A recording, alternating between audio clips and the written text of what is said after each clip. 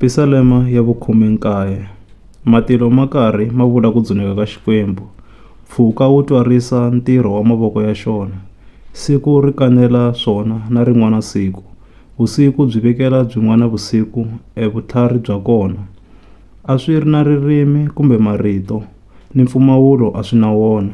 Kambe ku vulavula ka swona ku hangalaka emisaveni hinkwayo, ni marungulo ya swona ma fika evugimamusi.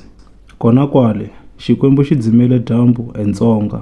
Loko ri huma, ri fana ni muteki la pfukaka endlwini ya yena. Ri khoma ndlela ya rona ri tsakile ku kota wanuna wa xitsutsumi emphikizanweni. Ri tlhava lomu matilo ma sungulaka kona. Ri rhendzeleka ri ya tlomuta laha ma helelaka kona. A ku na nchumu lowu nga balekaka ku hisa ka rona. Nawu wa hosi wu hetisekile, wu hanyisa moya. Switsundzuxo swa yona swi tiyile, swi tlharihisa vukalamano. Swiletelo swa hosi swi lulamile, swi tsakisa mbilu. Swileriso swa yona swi tengile, swi hanyisa mahlo. Ku chava hosi i mhaka leyinene, leyi nga taka yi nga heli. Leswi hosi yi swi bohaka i ntiyiso. Swi lulamile hinkwaswo ka swona.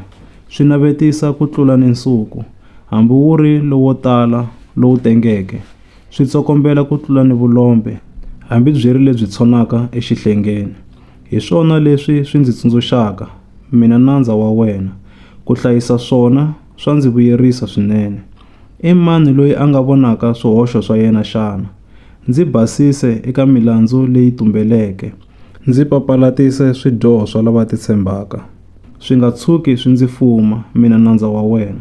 Kutani ndzi ta va ndzi nga ri na nandzu. Ndzi ta va ndzi ponile eka vudyoho lebyikulu. Marito ya mina ni miehleketo ya mina a swi ve leswi amukelekaka emahlweni ka wena. We hosi, wena u nga ribye ra mina ra vutumbelo, ni mukutsuri wanga.